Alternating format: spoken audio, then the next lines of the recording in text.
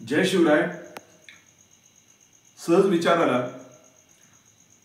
मागे मला माहित नाही की संजनानीच ईशा झांना आणलं होतं किंवा नव्हतं, पण निवडणुकीच्या दरम्यान आणि नंतरही एका गोष्टीचं प्रकर्षाने मला प्रत्यय येत गेला की एकीकडे ज्या वेळेला ईशा झांना आपण कैदेच्या नजरेत उभे केले, तर दुसरीकडे संजनांचं कशाबद्दलचं सगळं एवढं अफाट असं त्याच्यासाठी समुद्रापेक्षाही जास्त प्रेम दाखवण्याचं काम आपण केले.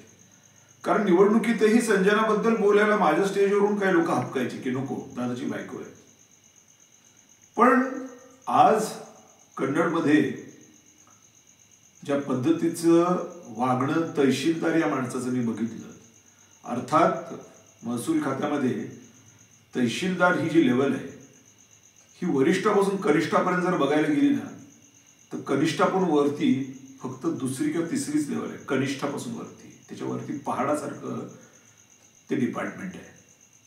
आणि हा व्यक्ती इथला कन्नडचा लाखो शेतकऱ्यांना वंचित ठेवून तोंडातनं शब्द काढत असताना एखादा राज्याचा मुख्य सचिवही शब्द काढणार नाही अशा पद्धतीचे शब्द काढतोय. हा कोणाच्या भरोशावर काढतोय? कोण आहे याचा पाठीराखा? कोण आहे याचा बोलबितधणी? हा एक कनिष्ठ पातळीवरचा अधिकारी एका माजी आमदाराला प्रोटोकॉल सोडून बोलतोय. ही हिंमत कशी झाली? कोणामुळे झाली?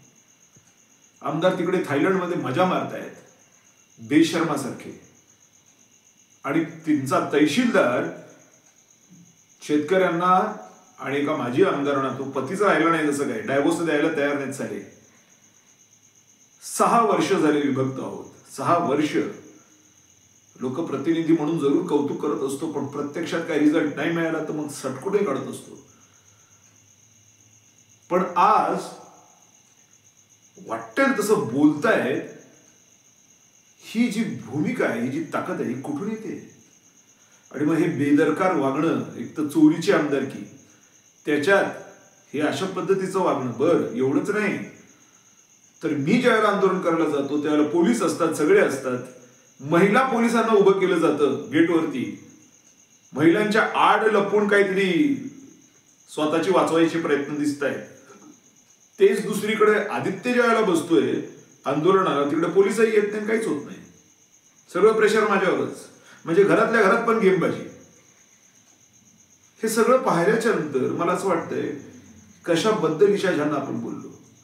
मी खरंच त्यांची क्षमा मागतो. का तर मला माहित नाही, पुन्हा सांगतो, मला माहित नाही की वस्तुस्थिती काय आहे. पण ज्या पद्धतीने संजना वागले त्यांनी वागतायत, ही पद्धत क्रूरच नसून, अमानुषच नसून, ही विकृत आहे. आणि अशा विकृत स्त्रीबद्दल काय बोलायचं?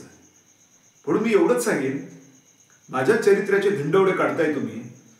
मला सांगा, तुम्ही तरी तुमच्या नवऱ्याच्या शिवाय 6 वर्ष कसे काढले हो? आणि काढतायत आणि तिकडे थायलंडमध्ये मजा करतायत. कोणाबरोबर करताय मजा तुम्ही? आता असे प्रश्न विचारले तर पोटात गोळा उठेल.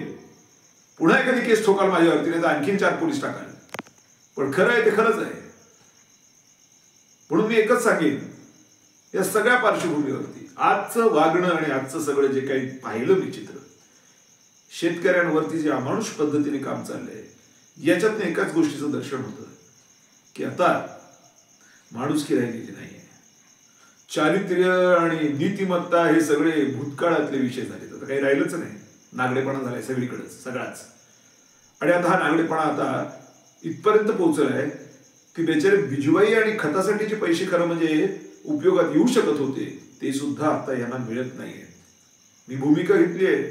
माझं तर तुम्हाला माहितीच आहे. सगळ्यात पहिली गोष्ट म्हणजे माझ्यासाठी जनता असते, दुसरं कोणच नाही. आजारी पडो का काही हो, जनतेसाठी वाटते ते करायची तयारी आहेच. निर्विवादपणे आणि गर्वाने सांगतो आहेच.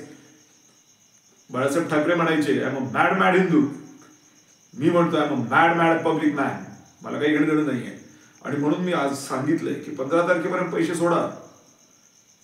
आज सगळंच तुमचं आहे. नाही तर बघ मी प्राण सोडेन. कारण असले धंदे हे मला बघवल्या जात नाही. आणि जर असं काही झालं तर एक गोष्ट लक्षात ठेवा, हे प्राण तुमच्यासाठी आहेत. आणि स्वातंत्र्य युद्धामध्ये अनेक लोकांनी, चंद्रशेखर आझाद असतील, भगतसिंग असतील, ठोकून मेले, डायरेक्ट नाही मेले. तसं मी पण प्राण सोडताना ना काही लोकांना ठोकूनच मरेन, तसा नाही मारायचो. फक्त एवढंच तुम्हाला सांगण्यासाठी हा व्हिडिओ काढलाय. आणि त्याचबरोबर अर्थातच ईशा झांची मी क्षमा मागतो. पुन्हा मला माहित नाही की वस्तुस्थिती काय आहे, पण मी त्यांची क्षमा मागतो. का? कारण की संजनाचं पाप हे ईशा झांच्या समोर आणि ईशा झांचं काम संजनाच्या समोर अतुलनीय आहे, अतुलनीय आहे, अतुलनीय आहे. धन्यवाद.